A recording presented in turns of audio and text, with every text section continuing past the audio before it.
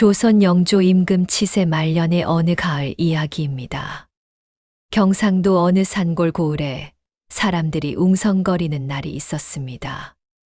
5일장이 서는 날도 아니었고 관아에서 방이 붙은 날도 아니었습니다. 그런데도 장터 어기 사람들이 하나둘 모여들어 같은 방향을 바라보며 수군거렸지요. 저것 봐. 저 부인이 누구야? 비단 치마가 저리 곱다. 한양에서 왔나? 아니, 저쪽 작은 무덤 앞에 무릎을 꿇은 거 아닌가?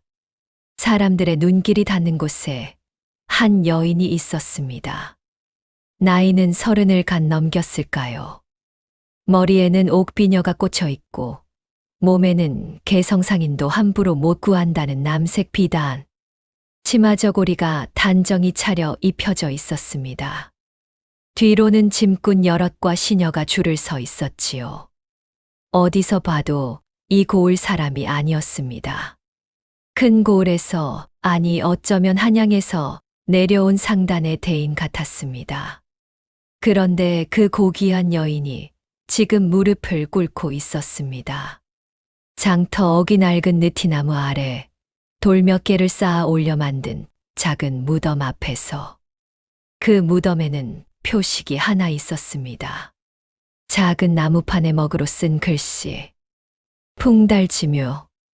바람처럼 달려온 이의 무덤. 여인의 어깨가 떨렸습니다. 곱게 차린 소매로 눈가를 훔쳤습니다.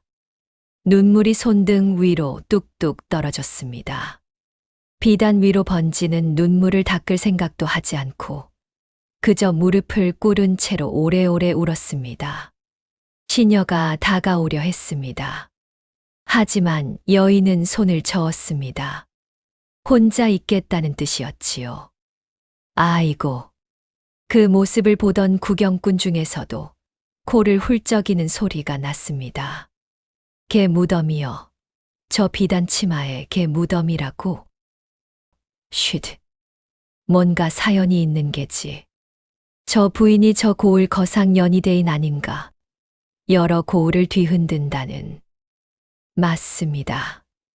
여러분, 그 여인이 바로 연희였습니다. 훗날 10고을을 호령하고 배 한 척을 부리며 짐꾼 50명을 거느리게 된 거상 연희. 그리고 그 무덤 아래 잠든 것은 연희의 운명을 통째로 바꾼 한 마리의 개였습니다. 이름은 풍다리. 바람처럼 달려온 개. 여인은 무덤 앞에서 오랫동안 움직이지 않았습니다.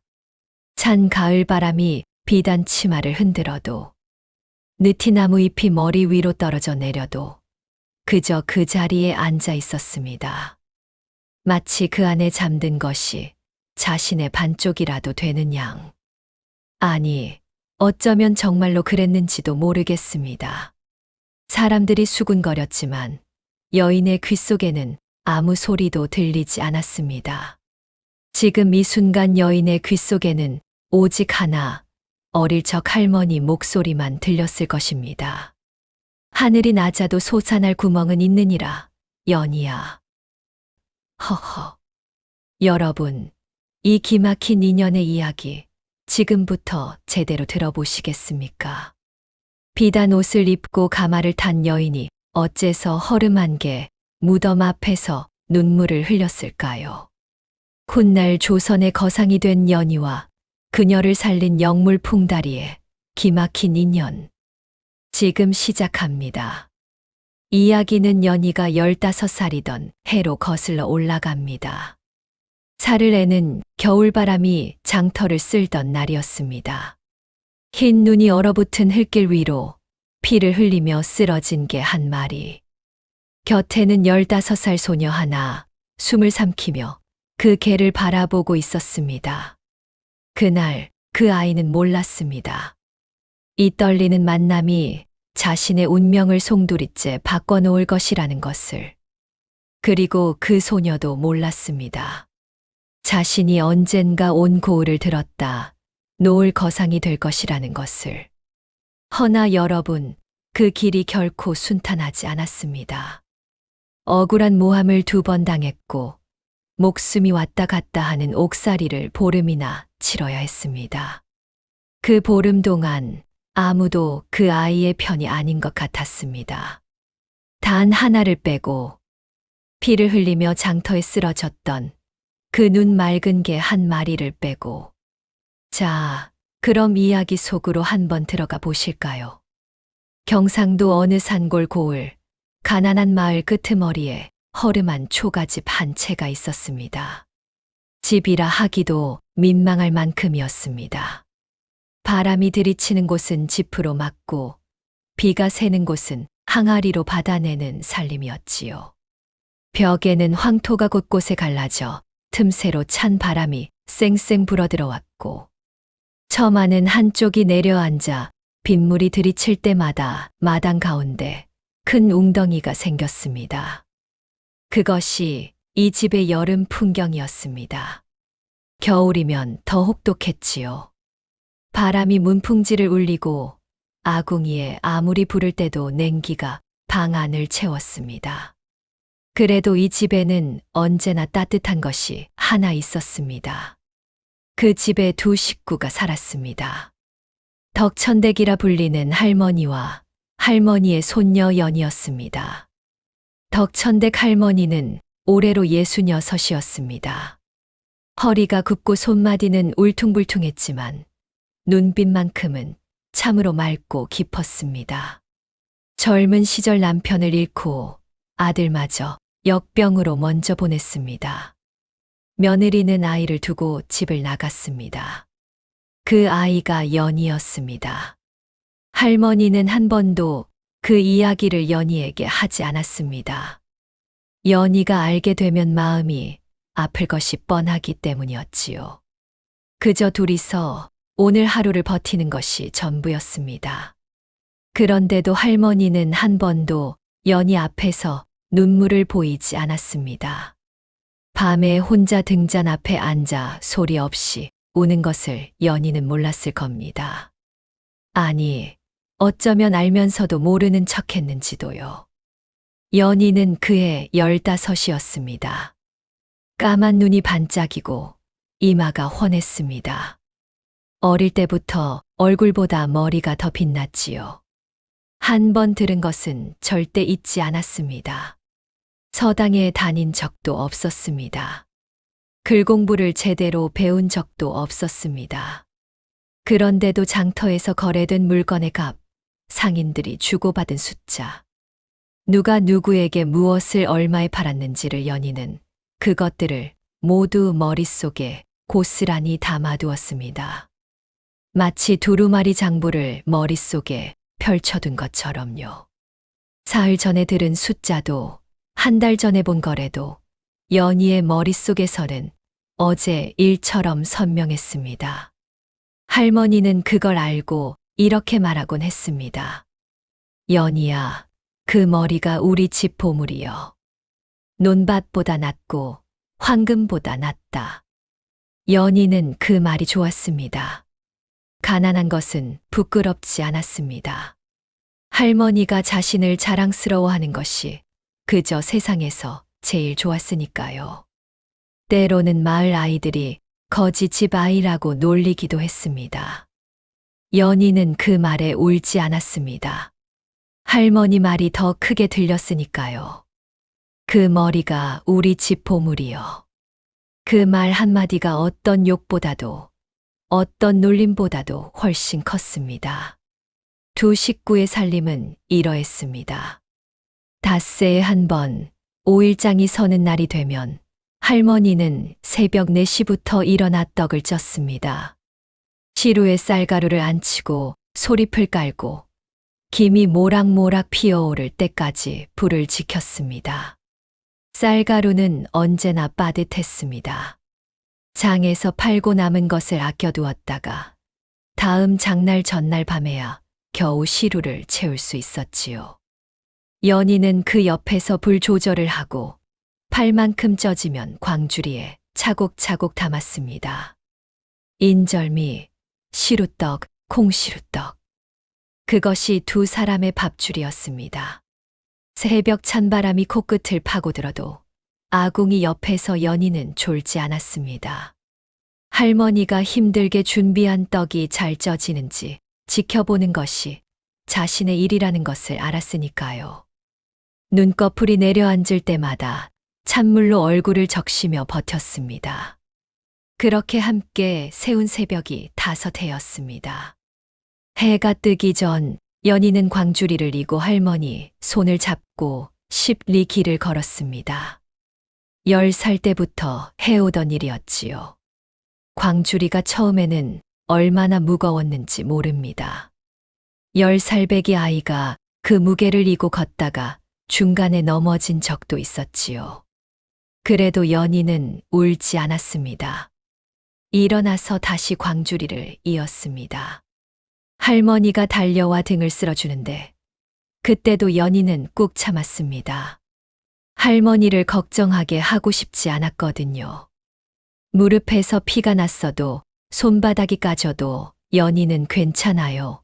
할머니라는 말을 반사적으로 했습니다. 그 말이 자연스러워질 만큼 참는 것이 습관이 됐지요. 장까지 가는 길에 고개가 하나 있었는데 겨울이면 그 고개가 얼어붙어 몹시 미끄러웠습니다. 연희는 그럴 때마다 할머니 앞에 서서 두 손을 내밀었습니다. 할머니, 잡으세요. 내가 앞에 설게요. 할머니는 그 손을 꼭 잡고 고개를 넘으며 늘 같은 말을 했습니다. 하늘이 낮아도 솟아날 구멍은 있느니라, 연희야. 연희는 그 말을 들을 때마다 고개를 끄덕였습니다. 왜 그 말을 하시는지 그때는 몰랐습니다. 그저 할머니가 하시는 말이니 그런가 보다 싶었지요. 하지만 그 말은 연희의 가슴 어딘가에 조용히 박혀 있었습니다. 씨앗처럼요. 언젠가 싹을 틔울 씨앗처럼. 장터에서 두 사람은 자리를 폈습니다. 멍석 한 장, 그 위에 떡 광주리. 큰 상인들은 좋은 자리를 차지하고 연희와 할머니는 구석진 자리에 앉아 지나가는 사람들을 불렀습니다. 떡 사세요, 떡. 인절미 맛있습니다. 연희의 목소리가 맑고 커서 지나가던 사람들이 발걸음을 멈추기도 했습니다. 그래도 할머니는 조금이라도 남으면 주변 거지에게 내주었습니다. 연희는 그런 할머니를 보며 속으로 생각했습니다. 우리도 이렇게 가난한데. 하지만 입 밖으로는 내지 않았습니다. 할머니의 얼굴에 주름이 하나라도 더 잡힐까 봐요. 그리고 어쩌면 연희 자신도 그 마음이 옳다는 것을 알았는지 모릅니다. 가진 게 없어도 나누는 사람. 그것이 할머니였고 연희가 배운 첫 번째 장사의 이치였습니다. 그 장터에서 두 사람과 친한 사람이 하나 있었습니다. 박물장수였지요. 박물장수 이름은 가뿐이었는데 사람들은 박물댁이라고 불렀습니다.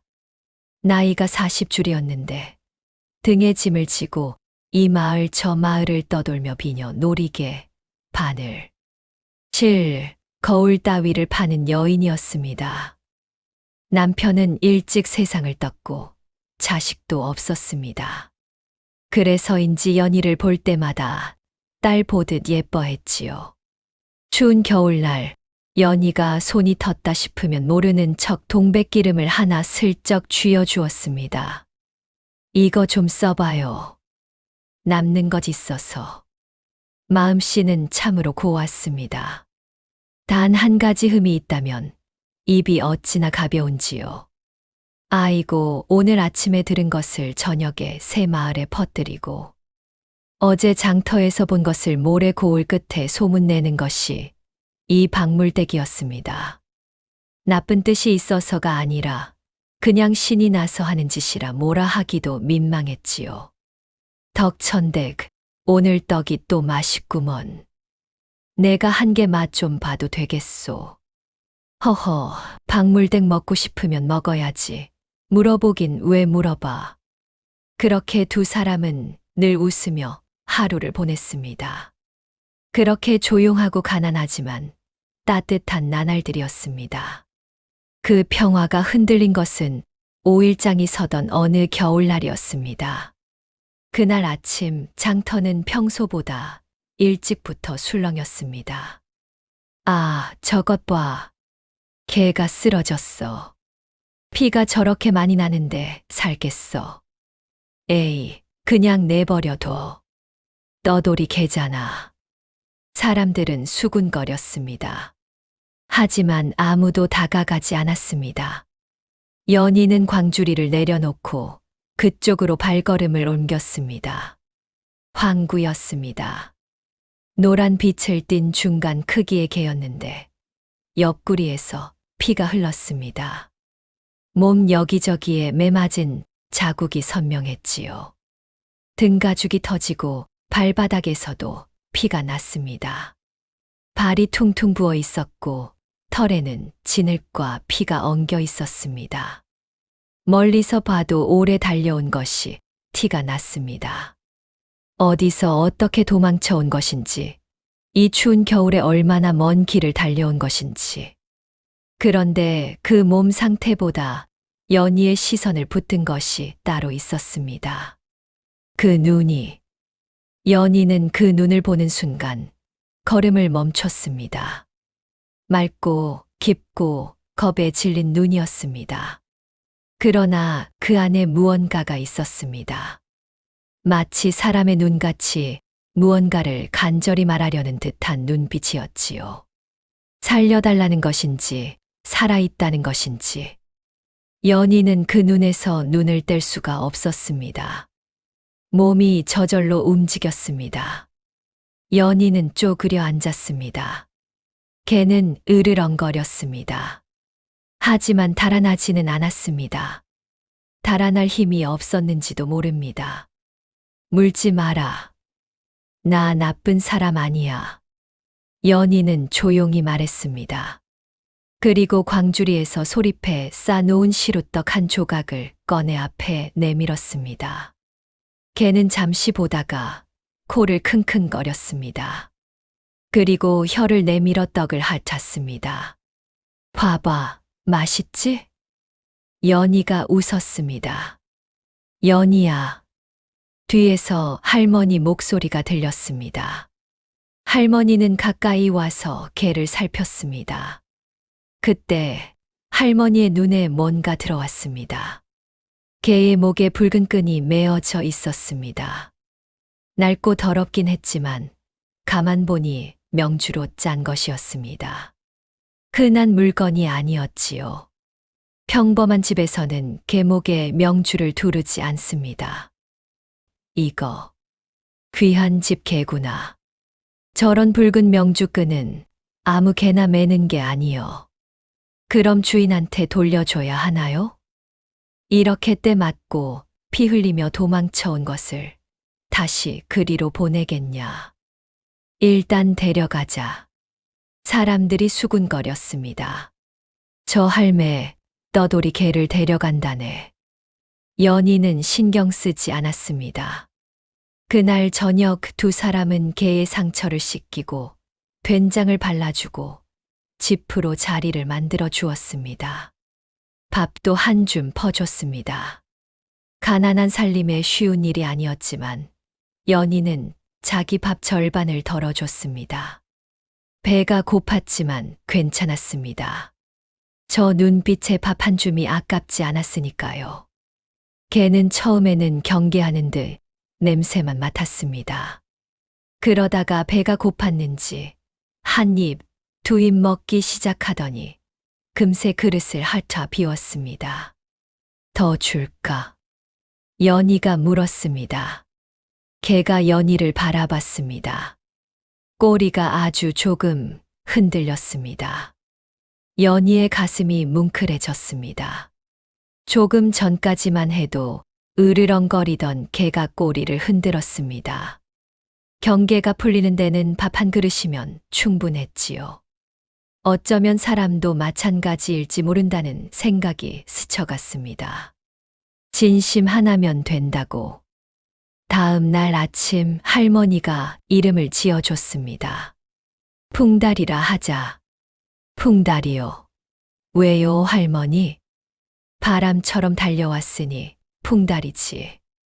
바람은 붙잡을 수 없어. 막을 수도 없지. 그래도 제 갈 길을 가.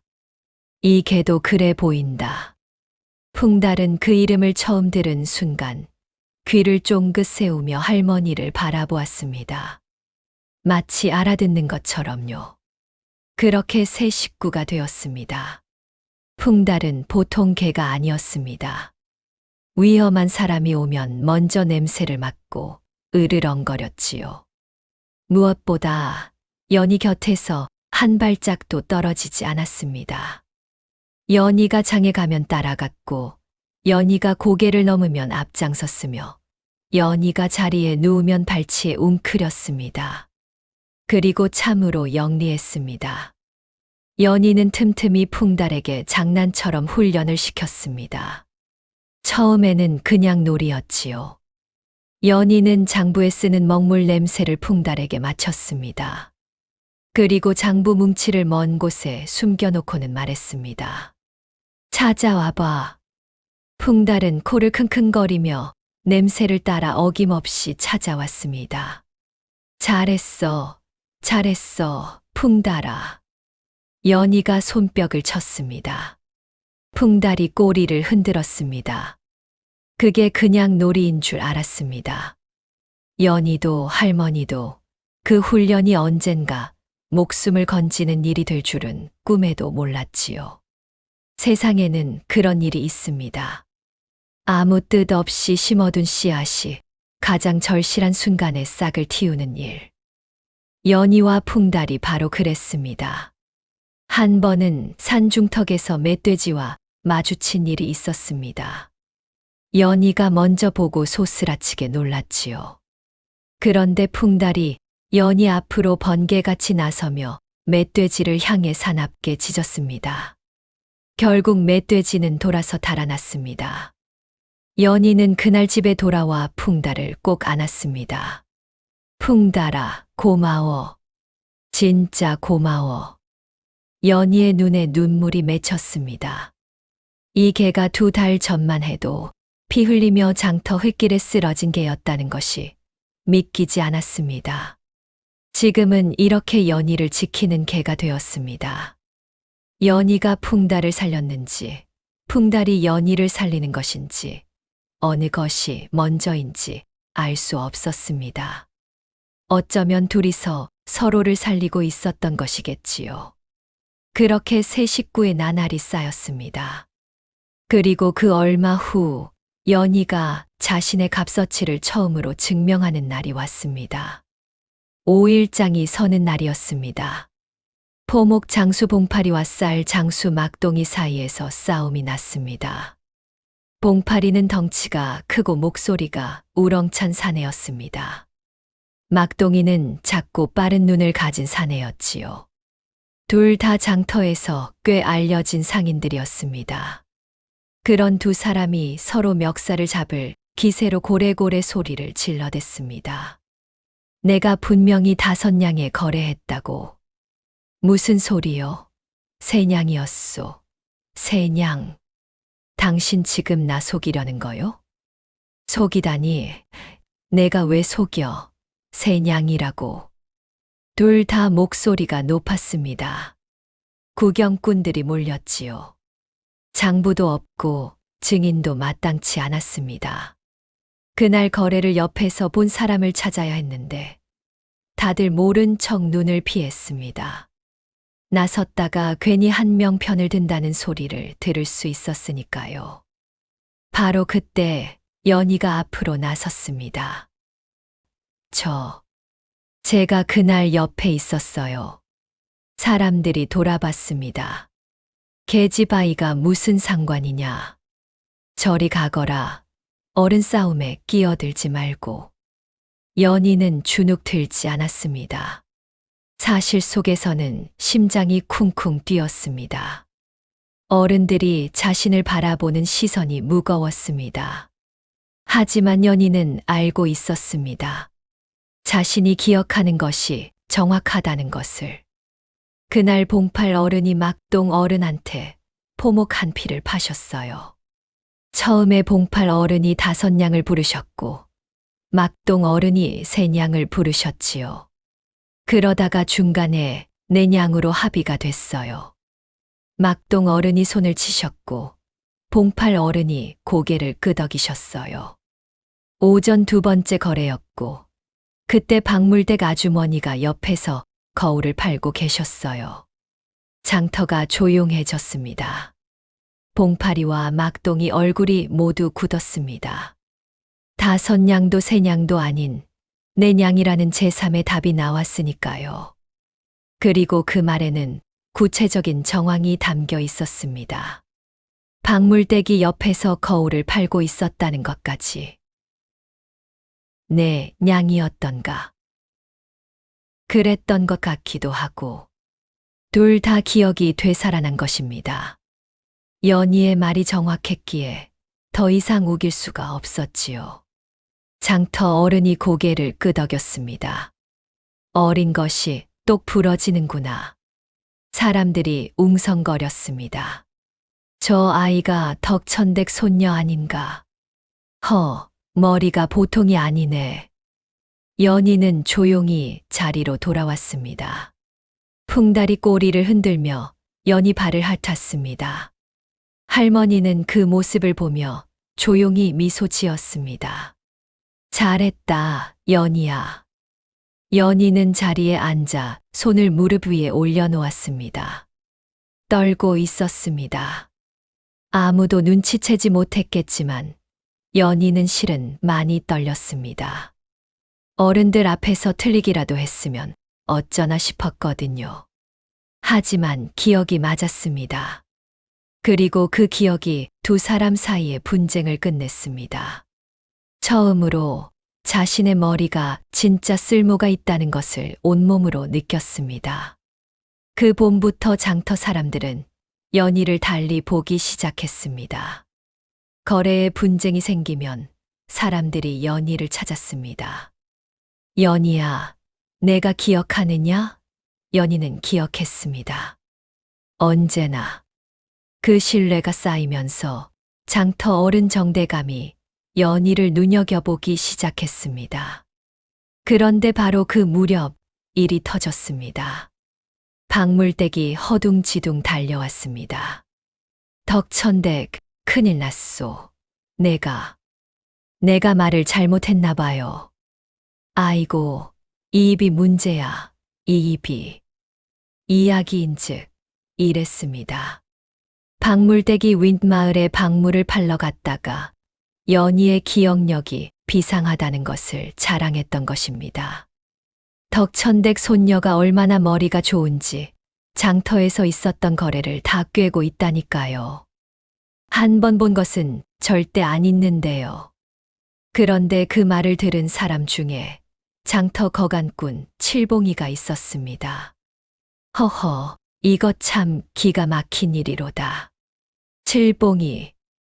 이 자가 바로 첫 번째 어려움의 씨앗이었습니다. 칠봉이는 이 고을 장터에서 20년째 거간을 보는 자였습니다.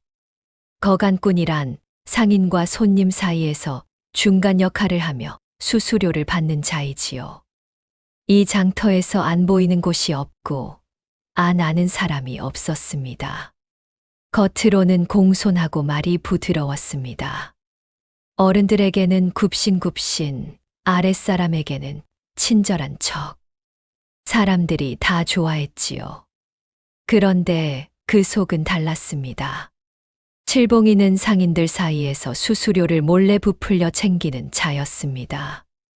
예를 들어 봉파리가 막동이에게 포목을 팔 때 수수료가 2푼이어야 하는데 칠봉이는 장부에 3푼이라 적었습니다. 그 차이 1푼을 자기 주머니에 넣었지요. 그 1푼이 얼마이겠냐 싶으십니까? 허나 여러분 생각해 보십시오. 장이 설 때마다 이런 거래가 수십 건씩 오갔습니다. 1푼씩만 빼도 수십 푼. 한 달이면 수백 푼. 1년이면 수천 푼, 20년이면 아이고, 그 돈이 얼마인지 계산하기도 숨차지요. 그것도 모두 가난한 장사꾼들의 피 같은 돈이었습니다. 소 팔아 빚 갚으려는 농부의 돈, 굶어가며 떡 파는 안악의 돈, 겨울 내내 배 짜서 장에 내다 파는 안악의 돈. 워낙 꼼꼼하게 숨겨서 아무도 몰랐습니다. 아니, 한 명을 빼고 연희가 기억력이 좋다는 소문이 퍼지면 자신의 횡령이 들킬지도 모른다는 생각에 칠봉이가 발끈한 것이었습니다. 아이고 도둑이 제 발 저린다더니 딱 그 꼴이었습니다. 칠봉이는 곧바로 장터 어른들에게 말을 넣었습니다. 저 덕천댁 손녀 아이가 장터 거래에 함부로 끼어들어 분쟁을 일으킨다 합니다. 안악내 계집 아이가 상거래에 개입하면 장터 질서가 흐려집니다. 게다가 이번 거래 분쟁도 사실은 저 아이가 잘못 기억한 것인데 우물쭈물 그냥 넘어간 것이지요. 거짓말이었습니다. 뻔뻔한 거짓말이었습니다. 그것도 모자라서 칠봉이는 가난한 상인들에게 뒤로 압박을 넣었습니다. 덕천댁 할머니 떡을 사면 나한테 신세 진 것 잊지 마시오.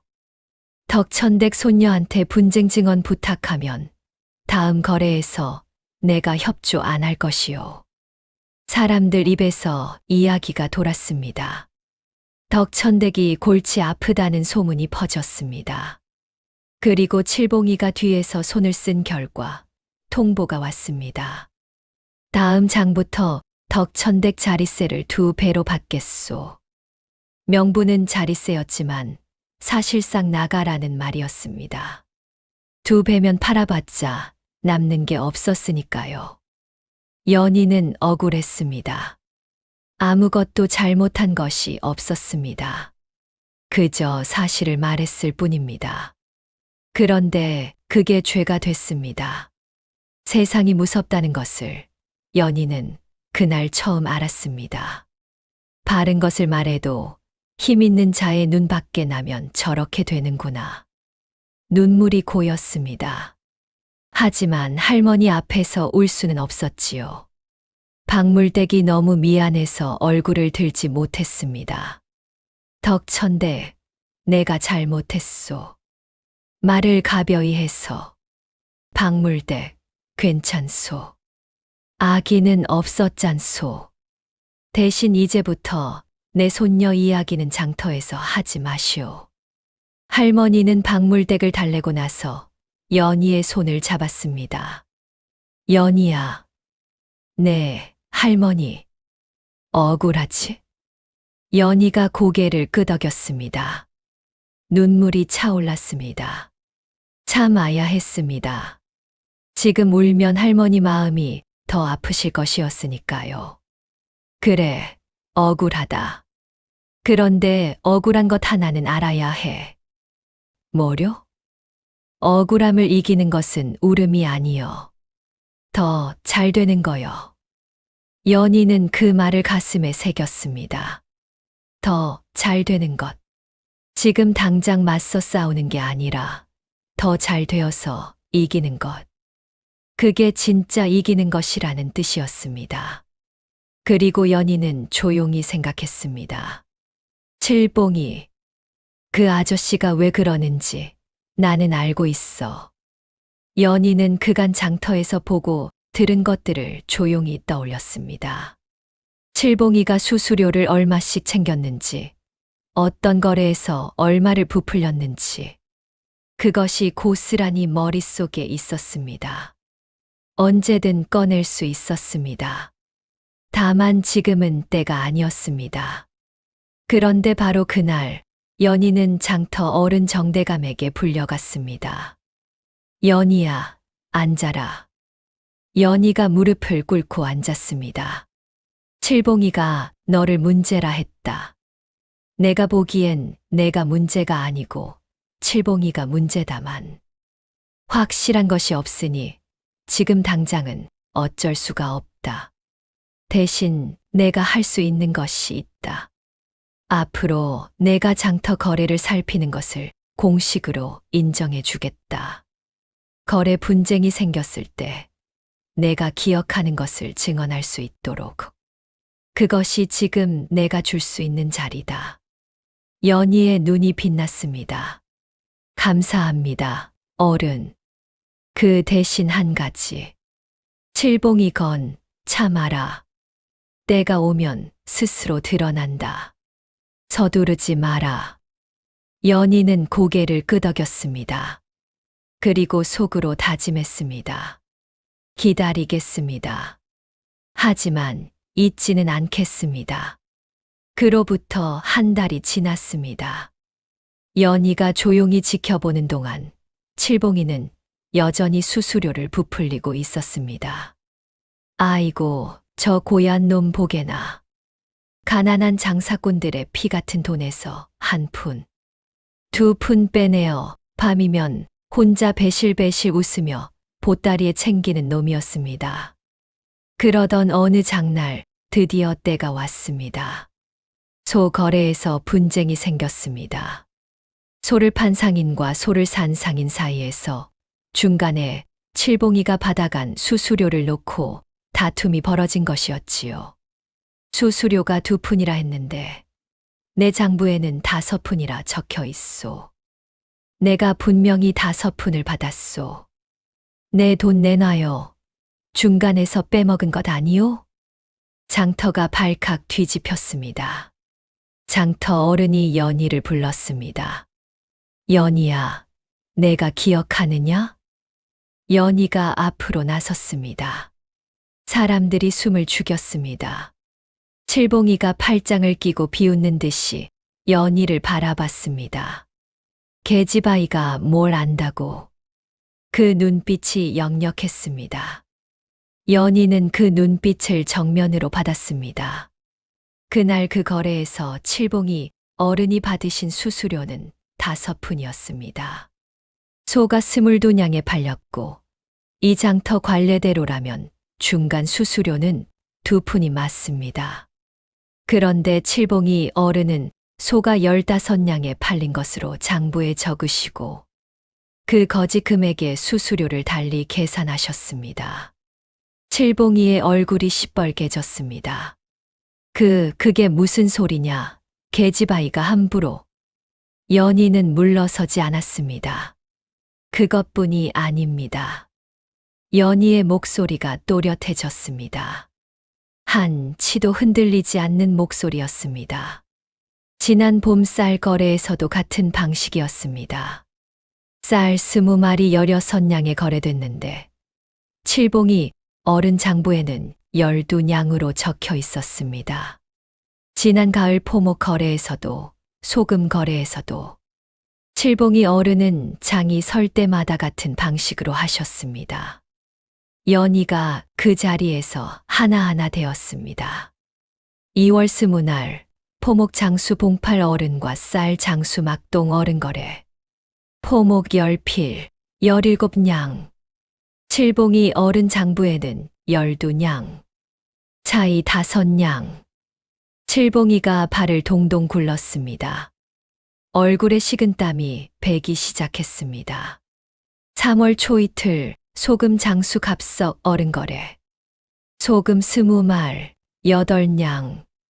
칠봉이 어른 장부에는 5냥. 차이 3냥. 칠봉이의 눈이 흔들리기 시작했습니다. 4월 보름 어물 장수 덕수 어른 거래. 어물 한 광줄이 10냥. 칠봉이 어른 장부에는 7냥. 차이 3냥. 연희가 날짜 하나를 댈 때마다 칠봉이의 얼굴이 한 단계씩 창백해졌습니다. 처음에는 시뻘겋던 얼굴이 이제는 흙빛이 되었습니다. 입을 열었다가 다물기를 반복했습니다. 반박하려고 했지만 무슨 말을 해야 할지 몰랐습니다. 연희가 되는 숫자가 하나같이 정확했으니까요. 장터가 조용해졌습니다. 구경꾼들이 모두 숨을 죽였습니다. 그때 봉파리가 앞으로 나섰습니다. 내 장부 확인해 보겠소. 막동이도 나섰습니다. 나도. 장부가 펼쳐졌습니다. 연희가 말한 숫자들이 하나씩 확인되기 시작했습니다. 봉파리 장부에는 17냥, 칠봉이 장부에는 12냥. 차이가 확연했습니다. 장터 어른 정대감이 칠봉이를 바라봤습니다. 칠봉이, 할 말이 있느냐? 칠봉이는 입을 열었다가 다물었습니다. 2번, 3번. 결국 칠봉이는 그 자리에서 무릎을 꿇었습니다. 제가 잘못했습니다. 장터 어른이 선언했습니다. 칠봉이는 오늘부터 거간 자격을 박탈한다. 그동안 착복한 금액은 각 상인에게 돌려줄 것이다. 사람들이 환호했습니다. 옳거니. 잘됐다. 속 시원하다. 박물댁이 울면서 소리쳤습니다. 내가 뭐랬소. 덕천댁 손녀가 보통이 아니라고 했잖소. 20년 도둑을 15살 아이가 잡아버렸소. 연희는 조용히 자리로 돌아왔습니다. 그리고 그 자리에 앉아 2 손을 무릎 위에 올려놓았습니다. 또 떨고 있었습니다. 억울했던 것이 풀렸는데 왜 눈물이 났는지 모르겠습니다. 아마도 억울했던 시간이 한꺼번에 쏟아져 나오는 것이었겠지요. 풍달이 꼬리를 흔들며 달려왔습니다. 연희 무릎에 턱을 얹었습니다. 할머니가 연희 손을 꼭 쥐었습니다. 잘했다, 연희야. 참으면 때가 온다고 했지. 네, 할머니. 그날 이후 연희는 장터 어른 정대감에게 장터 장부를 공식으로 맡게 되었습니다. 이제 연희에게 새로운 문이 열린 것이었습니다. 장부를 맡은 첫 해, 연희는 눈이 번쩍 뜨이는 것을 발견했습니다. 이 고을 장터에서 소금이 얼마나 비싸게 팔리는지를요. 산골 고을이니 소금을 멀리서 가져와야 했습니다. 포구에서 짐꾼이 지고 오는 소금은 거리가 멀수록 값이 올랐습니다. 포구에서 소금 한 말의 값은 엽전 5잎이었습니다. 이 고을 장터에서 소금 한 말의 값은 8잎이었지요. 3잎 차이. 그 차이가 중간 짐꾼들의 몫이었습니다. 연희는 생각했습니다. 만약 내가 직접 소금을 사온다면? 그러자면 포구까지 가야 했습니다. 포구는 하루 반 거리였습니다. 연희는 정대감에게 여쭈었습니다. 어른, 제가 포구에 가서 소금을 사오면 이 장터에서 팔 수 있을까요? 팔아야지. 값만 정당하면 되네. 연희는 할머니에게 말했습니다. 할머니, 제가 포구에 다녀올게요. 혼자. 네. 할머니는 잠시 연희를 바라봤습니다. 15살 손녀가 혼자 하루 반 거리를 가겠다고 합니다. 걱정이 됐을 것입니다. 하지만 할머니는 그 눈빛에서 무언가를 보았습니다. 흔들리지 않는 눈빛, 주저하지 않는 눈빛. 할머니는 고개를 끄덕이셨습니다. 풍달이 데려가라. 풍달이 꼬리를 흔들었습니다. 연희와 풍달은 새벽에 길을 나섰습니다. 아직 어두웠습니다. 별이 지지 않았습니다. 연희는 걸으면서 속으로 계산을 했습니다. 소금 한 마리 5잎. 가진 돈으로 몇 마를 살 수 있는지, 여기서 팔면 얼마가 남는지, 짐꾼 삭은 얼마인지. 걸으면서도 머릿속에서는 장부가 돌아갔습니다. 포구에 도착했을 때 연희는 처음 보는 풍경에 입이 벌어졌습니다. 배들이 빽빽했습니다. 소금을 실은 배, 쌀을 실은 배, 포목을 실은 배. 상인들이 왁자지껄 흥정을 벌이고 있었지요. 바다 냄새가 코를 찔렀습니다. 연희는 눈을 크게 뜨고 그 모든 것을 담았습니다. 이것이 세상이구나 싶었습니다. 이 넓은 세상에서 물건들이 어떻게 오가는지 가슴이 두근거렸습니다. 두렵기도 했지만 설레기도 했습니다. 소금값을 알아봤습니다. 가진 돈으로 소금 5마를 샀습니다. 등짐을 지는 짐꾼 아저씨를 하나 고용했습니다. 연희는 다음 장날에 그 소금을 팔았습니다. 5마리 금세 팔렸습니다. 이익이 났습니다. 처음 이익은 엽전 10잎이었습니다. 10잎. 사람들이 비웃었습니다. 고작 10잎이요? 공연히 고생했네. 하지만 연희는 그 10잎을 소중히 여겼습니다. 10잎은 10잎이 아니었습니다. 그것은 가능성이었습니다. 내가 할 수 있다는 증명이었습니다. 연희는 그 10잎을 손에 쥐고 오래 바라봤습니다. 이 10잎이 100잎이 되고 100잎이 1000잎이 되는 날이 반드시 올 거라는 것을 연희는 알았습니다. 10잎이 20이 되고 20이 40이 되었습니다. 그렇게 이익이 나자 다음 거래를 했습니다. 이번에는 소금만이 아니었습니다. 연희가 포구에서 눈여겨본 것이 또 하나 있었습니다. 고운 면포였습니다. 남쪽에서 올라오는 면포였는데 포구 상인들은 그 가치를 잘 몰랐습니다. 북쪽 고을에서 그 면포가 얼마나 비싸게 팔리는지를 알지 못했으니까요. 연희는 알고 있었습니다. 장터에서 들었던 이야기가 기억 속에 있었습니다. 고운 면포가 없어서 못 판다고 북쪽 상인이 했던 말이요.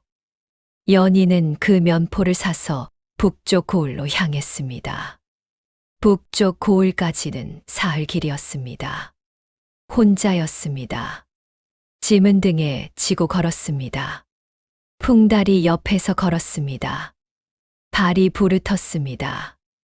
밤에는 길가 주막에서 가장 싼 방을 빌려 잤습니다. 춥고 딱딱한 자리였지만 풍달이 옆에 있으니 무섭지 않았습니다. 그 거래에서 연희는 가진 돈의 3배를 벌었습니다. 3배. 연희는 그 돈을 쥐고 하늘을 올려다봤습니다. 할머니, 구멍 찾았어요. 눈물이 났습니다. 하늘이 낮아도 솟아날 구멍은 있다는 그 말이 이제야 온몸으로 느껴졌습니다. 눈물이 볼을 타고 흘렀습니다. 풍달이 연희 발치에 앉아 올려다봤습니다. 풍달아, 우리 이제 잘 될 것 같아. 풍달이 꼬리를 흔들었습니다. 그 길로 포구로 돌아왔습니다. 그리고 다시 면포를 샀습니다. 이번에는 더 많이. 그렇게 1번, 2번, 3번. 연희의 장사는 커졌습니다. 함께 일하는 상인들도 생겼습니다. 연희야, 나도 같이 하면 안 되겠냐? 공정하게 나눠준다고 소문났더라. 물건 값을 속인 적이 없다고 하던데. 연희는 하나하나 차근차근 답했습니다. 그리고 함께 일하는 사람들에게 딱 한 가지를 요구했습니다. 정직하게 합시다. 한 푼을 더 버는 것보다 한 번 더 믿음을 쌓는 것이 낫습니다. 그 말이 장터에 퍼졌습니다. 연희의 이름에 신뢰가 붙기 시작했습니다. 하지만 세상에 쉬운 것은 없는 법이었습니다.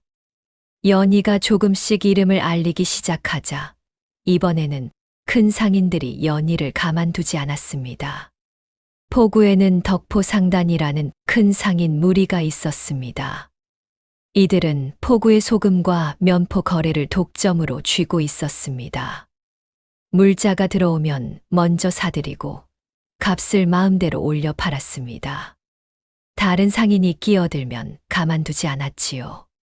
덕포 상단의 두목은 봉수라는 자였습니다.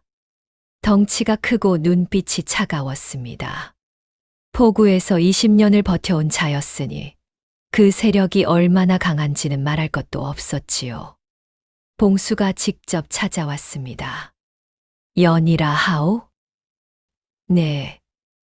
우리 상단에서 다루는 물건에는 손대지 마시오. 면포도 소금도. 연희가 고개를 들어 봉수를 바라봤습니다. 그러면 저는 무엇을 팔란 말씀입니까? 그건 모르겠소. 우리 것만 빼면 돼요. 포구에서 면포와 소금을 빼면 남는 게 없습니다. 그럼 포구를 떠나면 되지 않겠소?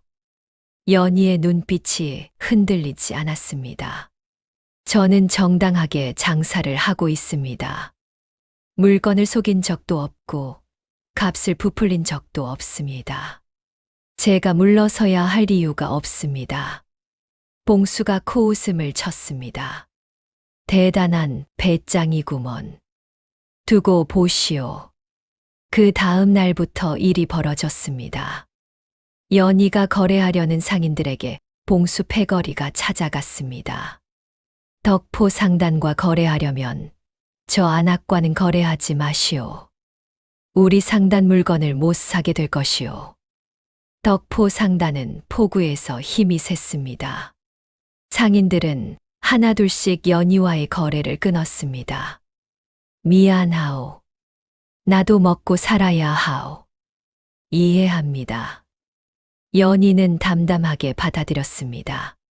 하지만 속으로는 무너질 것 같았습니다.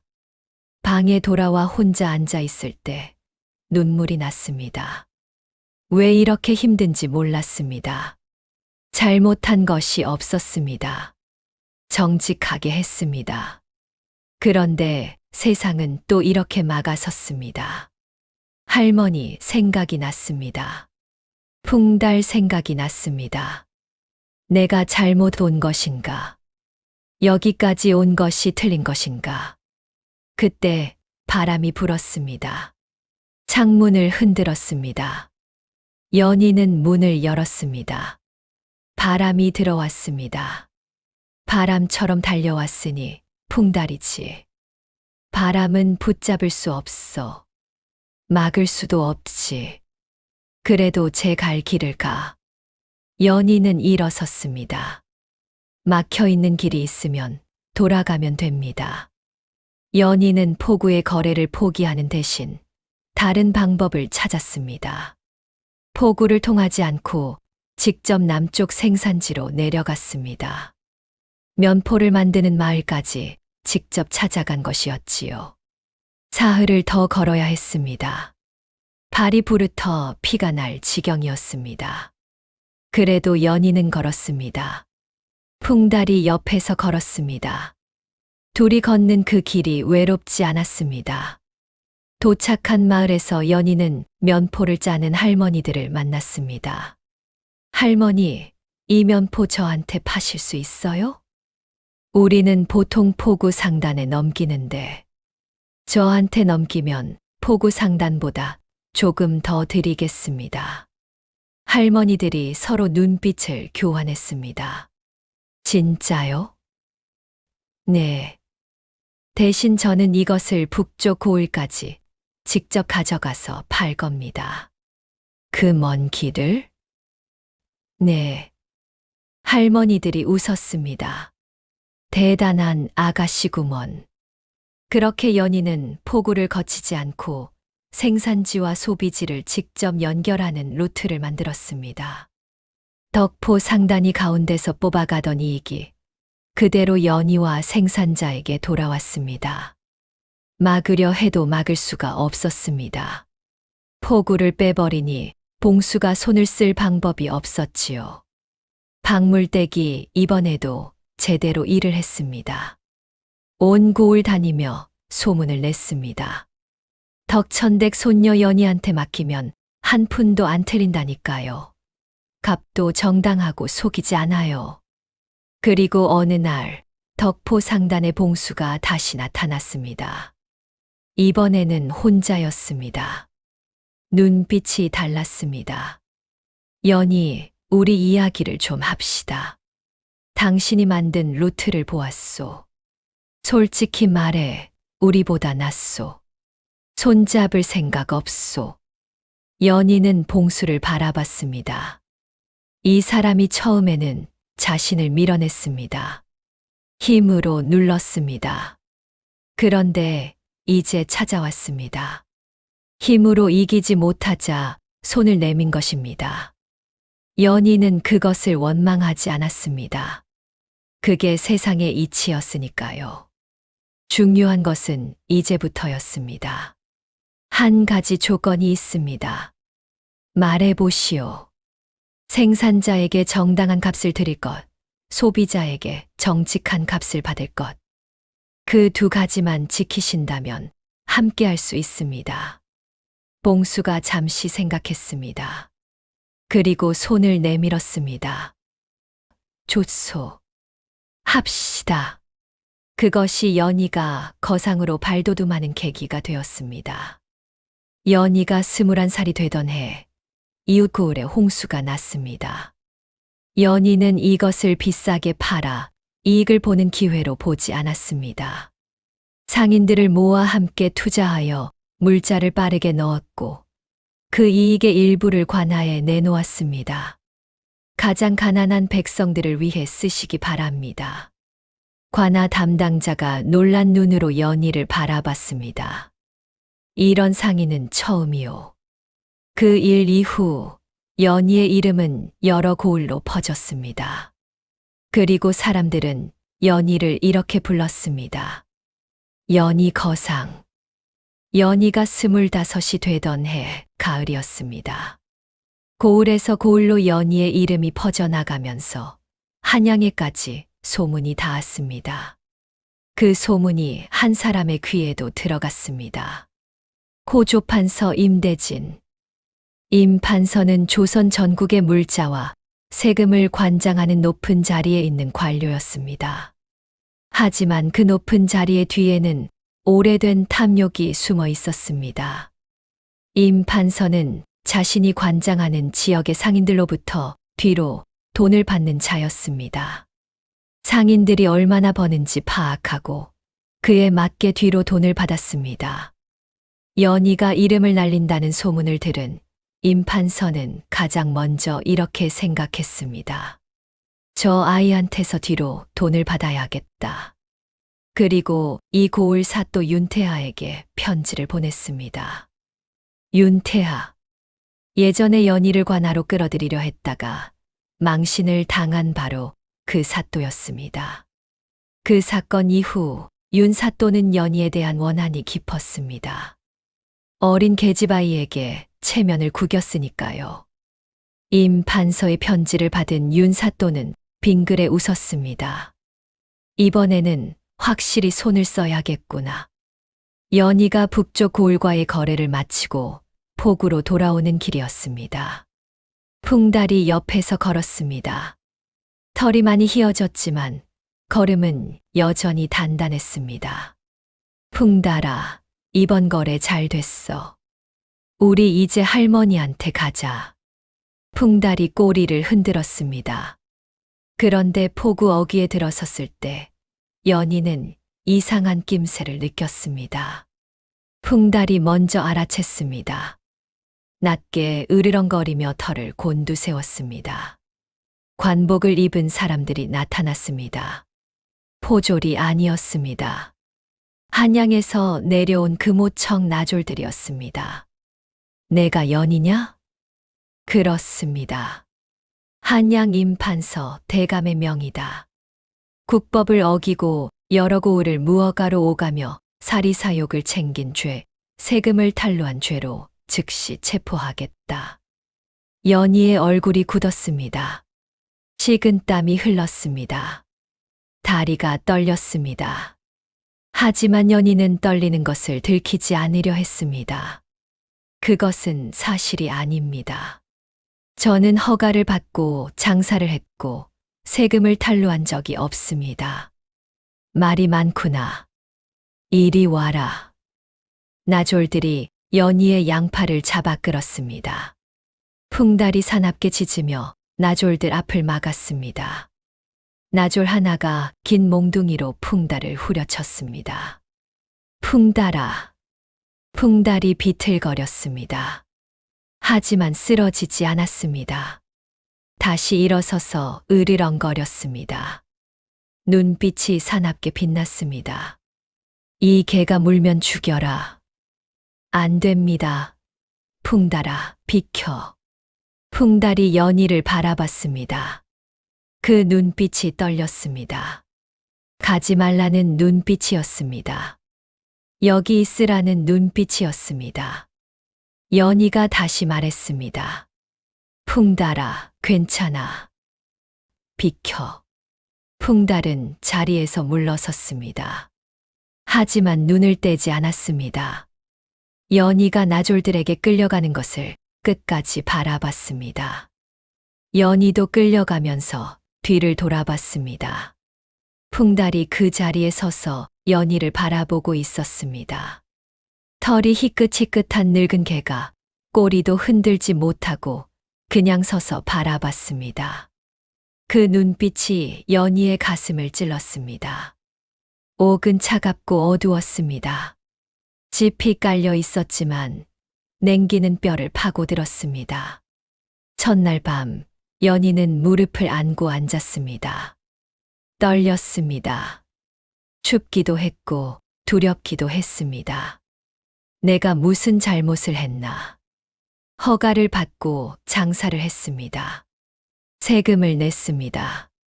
정직하게 거래했습니다. 하지만 그것이 이 상황을 막아주지 못했습니다. 높은 자가 마음먹으면 이렇게 된다는 것을 연희는 뼈저리게 알았습니다. 두렵다는 말로는 부족했습니다. 가슴이 무너지는 것 같았습니다.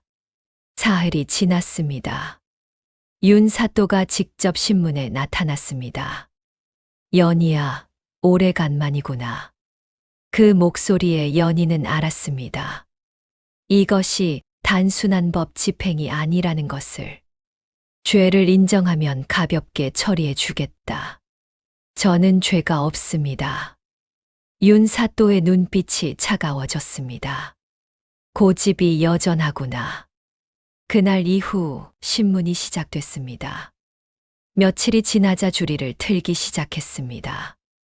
연희의 손목을 묶고 무릎 사이에 막대기를 끼워 비트는 형벌이었습니다.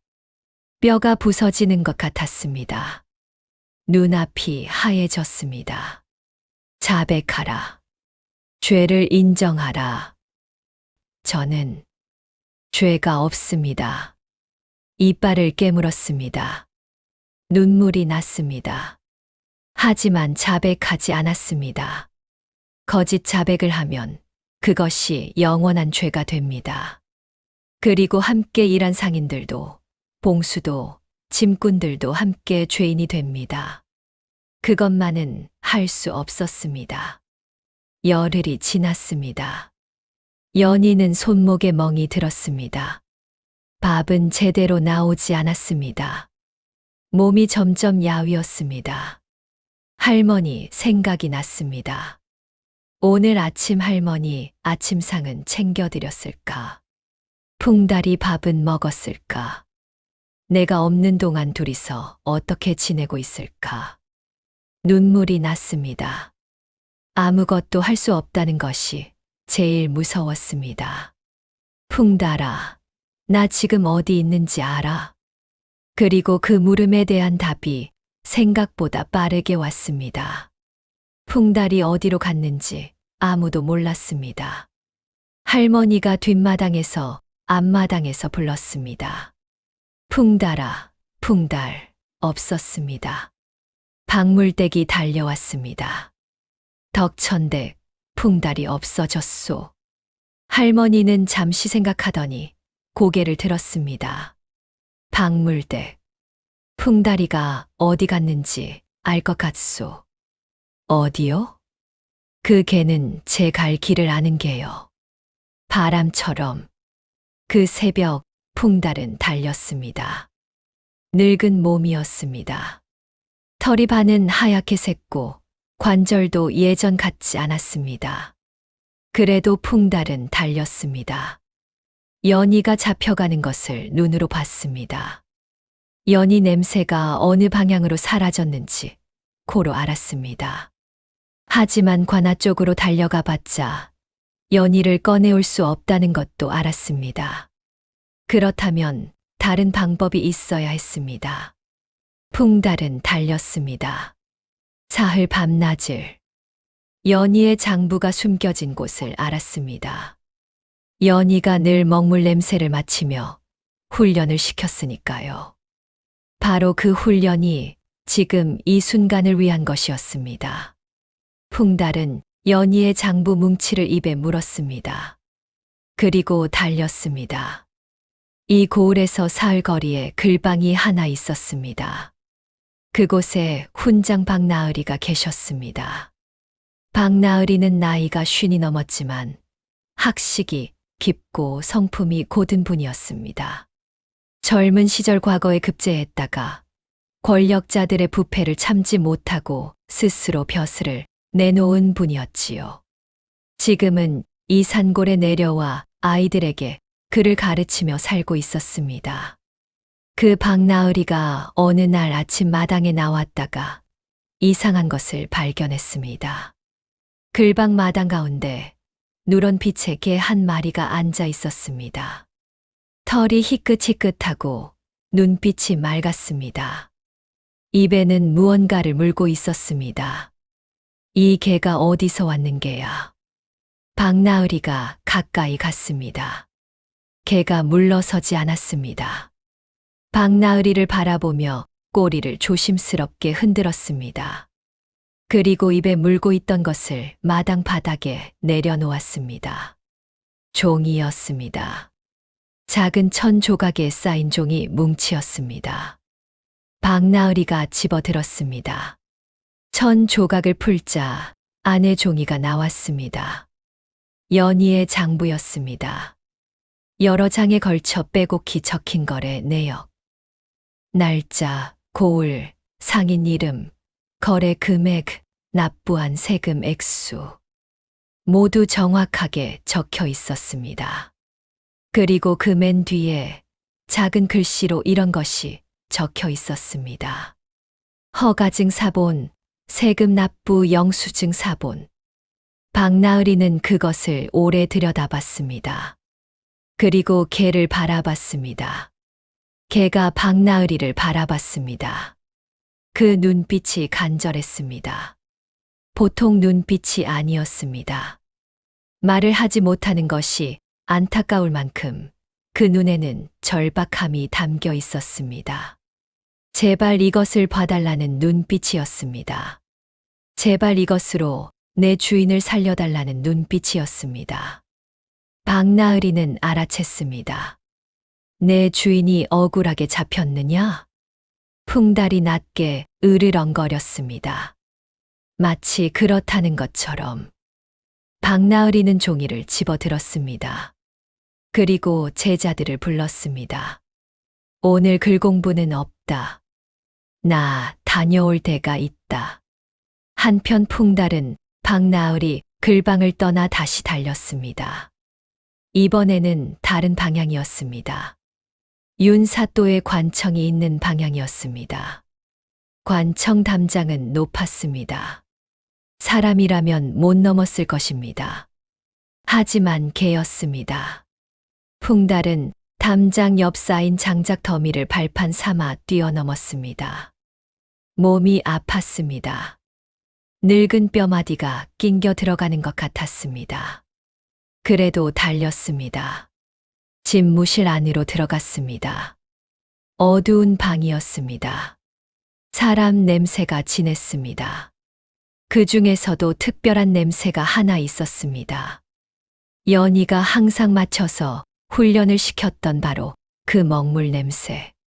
풍달은 코를 킁킁거렸습니다. 냄새를 따라 서랍을 향해 다가갔습니다. 서랍 틈으로 코를 밀어 넣었습니다. 냄새가 진했습니다. 발톱으로 서랍을 긁었습니다. 열렸습니다.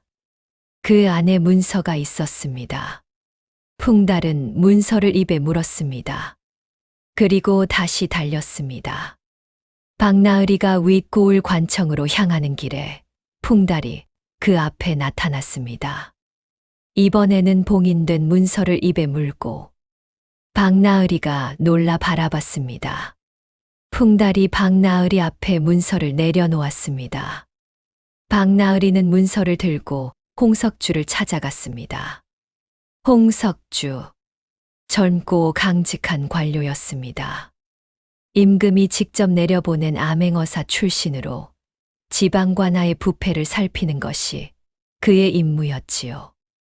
대감, 억울하게 잡힌 자가 있습니다. 연희 거상이라 불리는 젊은 여인입니다. 이 고을 사또 윤태하와 임판서의 사주를 받아 무고로 옥에 갇힌 것입니다. 홍석주가 꼼꼼히 장부를 살폈습니다. 이것은 전혀 법을 어긴 것이 아니요. 완전한 무고요. 그때 풍달이 가져온 문서를 홍석주가 열었습니다. 임 판서가 윤 사또에게 보낸 편지의 사본이었습니다. 연희를 체포하여 죄를 만들어내고 그 재산을 몰수하라는 내용, 그리고 그 재산을 어떻게 나눌 것인지까지 적혀 있었습니다. 홍석주의 얼굴이 점점 굳어졌습니다. 이것은 단순한 부패가 아니었습니다. 직권남용의 무고, 재산 탈취, 음모. 홍석주는 문서를 단단히 쥐었습니다. 그리고 명을 내렸습니다. 즉시 이 고을 관하로 내려가겠소. 그날 저녁이었습니다. 이 고을 관하에 홍석주 일행이 들이닥쳤습니다. 암행어사의 마패를 든 것이었습니다. 윤 사또가 화들짝 놀라 나왔습니다. 이게 무슨 일이오? 연희라는 자를 당장 데려오시오. 그 자는 죄인이오.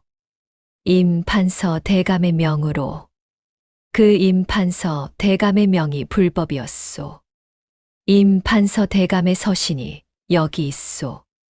연희라는 자를 무고로 잡아 재산을 탈취하려 한 것이 분명히 드러났소.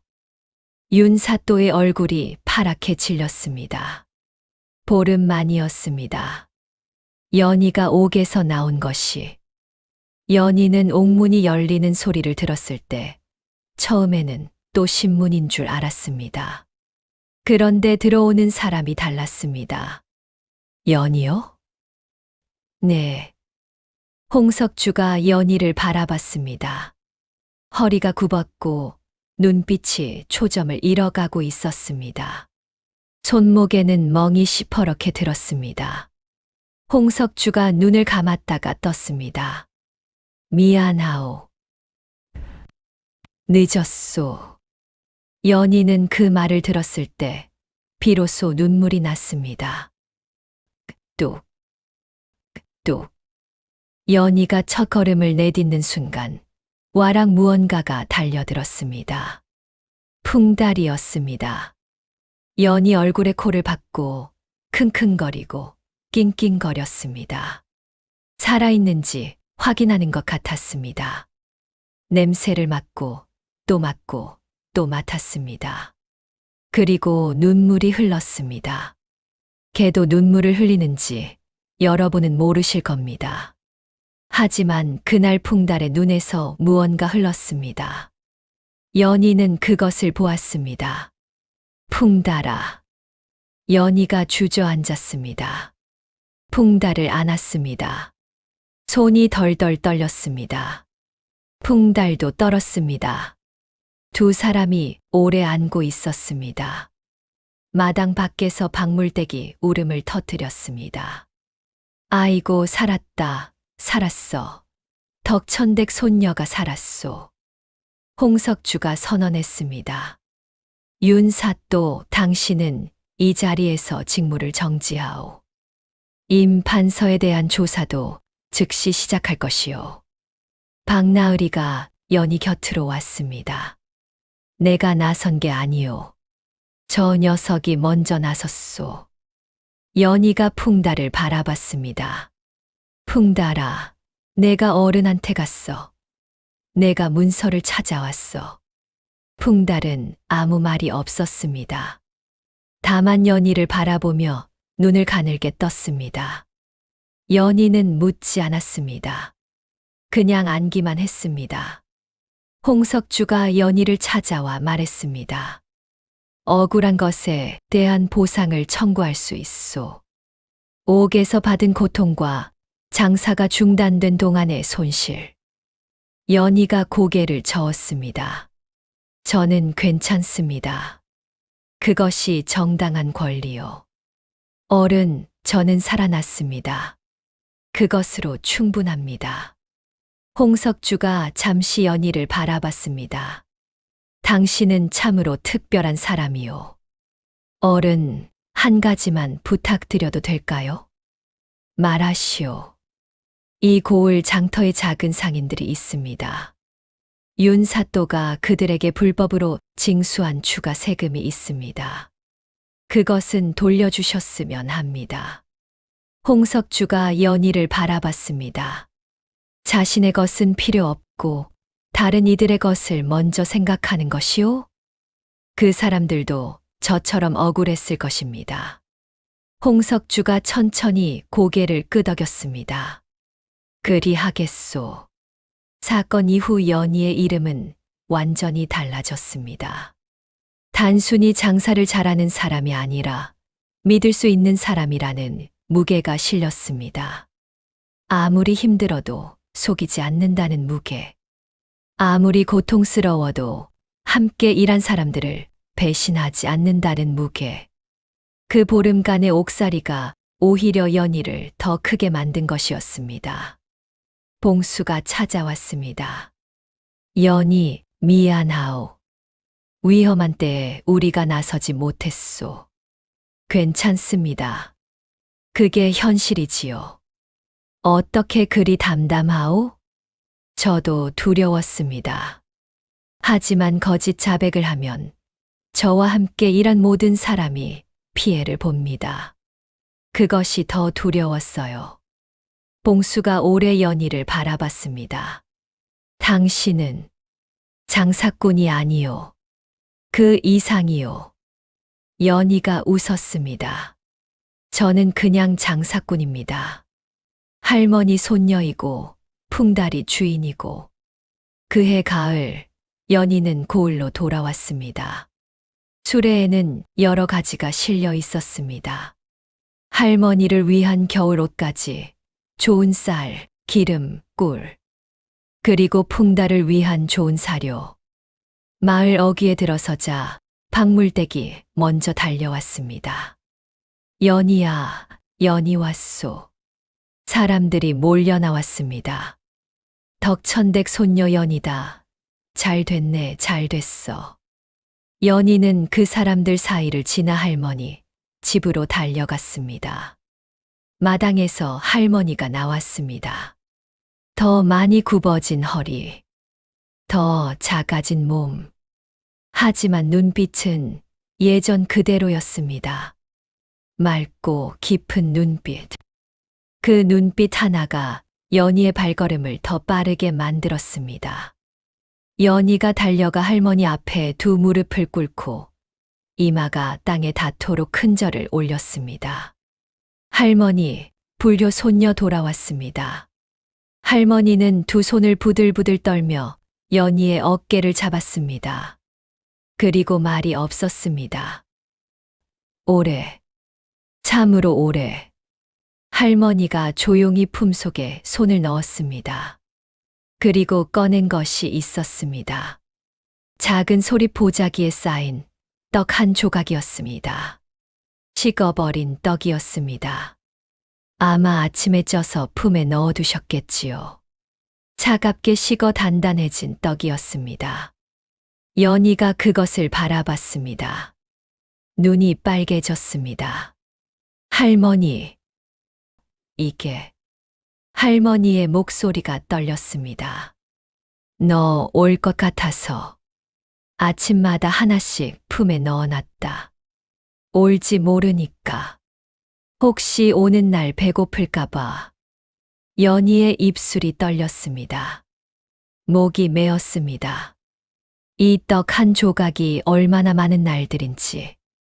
할머니가 아침마다 새벽에 일어나 떡을 조금 쪄서 품에 넣으셨을 것입니다. 오늘은 올까? 오늘은 올까? 그 마음으로 하루를 버티셨을 것입니다. 그 마음이 이 식은 떡 한 조각에 고스란히 담겨 있었습니다. 뚝, 뚝. 연희의 눈물이 떡 위로 떨어졌습니다. 이놈아. 두 글자였습니다. 이놈아.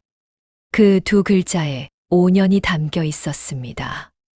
손녀 걱정에 한숨도 못 잔 밤이 옥살이 소식에 그 자리에서 주저앉은 날이 아침마다 품에 떡을 넣으며 오늘은 올까 기다리던 날들이 그 모든 것이 그 두 글자에 녹아 있었습니다. 눈물이 볼을 타고 흘러내렸습니다. 손을 놓을 수 없었습니다. 가슴이 찢어지는 것 같았습니다. 풍달이 두 사람 사이를 파고들었습니다. 낑낑거리며 두 사람 얼굴을 번갈아 핥았습니다. 아이고, 풍달이도. 할머니가 웃으면서 울었습니다. 마당 밖이 환호로 가득 찼습니다. 박물댁이 가장 크게 울었습니다. 아이고, 내가 뭘 했소. 저 아이가 보통 아이가 아니라고 했잖소. 연희는 돌아온 것만이 아니었습니다. 할머니의 초가집을 기와집으로 고쳤습니다. 바람이 들이치던 벽은 튼튼한 흙벽으로 바꿨습니다. 비가 새던 처마는 기와로 덮었습니다. 논면 맞이기를 사들였습니다. 할머니 다시는 장에 떡 이고 가시지 않아도 되게 했습니다. 가난했던 초가집과 따뜻한 기와집. 그 대비가 사람들 마음을 울렸습니다. 처마에서 빗물이 새어들던 집이 이제는 지붕 아래 온기가 가득한 집이 됐습니다. 할머니가 처음으로 따뜻한 방에서 겨울을 났습니다. 방이 따뜻하다며 밤마다 웃으셨습니다. 그리고 연희의 장사는 더 크게 번창했습니다. 예전에 6고을을 오갔다면 이제는 10고을이었습니다. 짐꾼이 50명을 넘었습니다. 배 한 척을 빌려 포구에서 바다 건너 거래까지 했습니다. 거상 중의 거상. 사람들은 연희를 이렇게 불렀습니다. 연희 대인. 하지만 연희는 그 이름을 좋아하지 않았습니다. 저는 연희면 됩니다. 그리고 매 5일장마다 고을 장터 한 귀퉁이에 떡 한 광주리를 내놓았습니다. 가난한 사람들이 와서 가져갈 수 있게. 그것이 할머니에게 배운 것이었습니다. 남는 것은 나눠라. 그것이 복이 된다. 그 떡을 보는 사람마다 고개를 끄덕였습니다. 연희가 작은 광주리에 떡 담아 팔던 시절을 기억하는 사람들은 눈시울이 붉어지기도 했습니다. 어릴 적 그 아이가 이렇게 됐구나. 그리고 여전히 그 마음을 잃지 않았구나. 풍달은 그 겨울에도, 다음 봄에도, 그 다음 여름에도 연희와 할머니 곁에 있었습니다. 털이 많이 휘어졌지만 눈빛은 여전히 맑고 깊었습니다. 어느 날 저녁 연희가 풍달 머리를 쓰다듬으며 말했습니다. 풍달아, 그날 내가 너를 못 봤으면 어쩔 뻔했어. 풍달이 눈을 가늘게 뜨며 연희 손에 턱을 얹었습니다. 옥에 있을 때 너 생각만 했어. 내가 뭔가 해줄 것 같아서 버텼어. 풍달이 꼬리를 살랑 흔들었습니다. 근데 진짜 내가 해줬잖아. 연희가 웃었습니다. 할머니가 방 안에서 웃으셨습니다. 허허, 저 개가 복덩이여. 처음 봤을 때부터 알았지. 박물대기 마루 끝에 앉아 콧물을 훔쳤습니다. 아이고, 나는 왜 이리 눈물이 나는지. 박물댁은 늘 눈물이 많잖소. 덕천댁, 이 이야기 내가 동네방네 다 떠들어도 되겠소? 허허, 어차피 말릴 수도 없잖소. 마당에 달빛이 고요히 내려앉았습니다. 기와 집 처마 끝에 바람이 지나갔습니다. 세상에서 가장 행복한 세 식구의 가장 평화로운 밤이었습니다. 사람들은 나중에 이렇게 말하곤 했습니다. 연희 거상이 어떻게 그리 됐는지 아오? 글쎄요. 개 한 마리 때문이라오. 개요? 눈이 맑은 개였다더오. 그 개가 복을 물고 왔다더오. 그래서 그 개는요? 오래오래 연희와 할머니 곁에 살았다더오. 털이 하얗게 샜어도 눈빛만큼은 처음 그대로였다더오. 그렇군요. 그리고 그 개가 물어다 준 문서 하나로 높은 벼슬 두 놈이 무너졌다더오. 그 이야기는 입에서 입으로, 고을에서 고을로 퍼져나갔습니다. 훗날 연희가 거상이 되고 여체가 더 흐른 어느 가을날, 비단 치마를 입고 옥비녀를 꽂은 연희가 장터 어귀 느티나무 아래 무릎을 꿇었습니다. 조그만 돌을 쌓아 만든 무덤 앞에서 풍달치며 바람처럼 달려온 이의 무덤. 연희의 어깨가 떨렸습니다. 소매로 눈가를 훔쳤습니다. 뒤에서 시녀가 다가오려 했습니다. 하지만 연희는 손을 저었습니다. 혼자 있겠다는 뜻이었지요. 풍달아. 바람이 불었습니다. 느티나무 잎이 흔들렸습니다. 마치 꼬리를 흔드는 것처럼. 잘 있어. 나 잘 지내고 있어. 할머니도 잘 계셔. 그리고 있지, 풍달아. 나 오늘도 장터 귀퉁이에 떡 한 광주리 내놨어. 처음에 우리가 팔던 그 자리 옆에. 바람이 다시 불었습니다. 연희는 오래 앉아 있었습니다. 장날마다 떡 광주리를 이고 십리 길을 걷던 소녀는 이제 여러 고을을 호령하는 거상이 되었습니다. 두 번의 어려움을 지혜로 넘겼고 보름의 옥살이를 꺾이지 않는 마음으로 버텼습니다. 그리고 그 마음을 버틸 수 있었던 것은 할머니의 말이었습니다. 하늘이 낮아도 솟아날 구멍은 있느니라. 그리고 풍달이었습니다. 그 맑은 눈빛 하나가 보름간 연희의 등을 떠받쳐 주었습니다. 작은 생명 하나를 귀히 여기는 마음이 결국 자신의 운명을 구한 것입니다. 사람들은 오래오래 이렇게 말했습니다.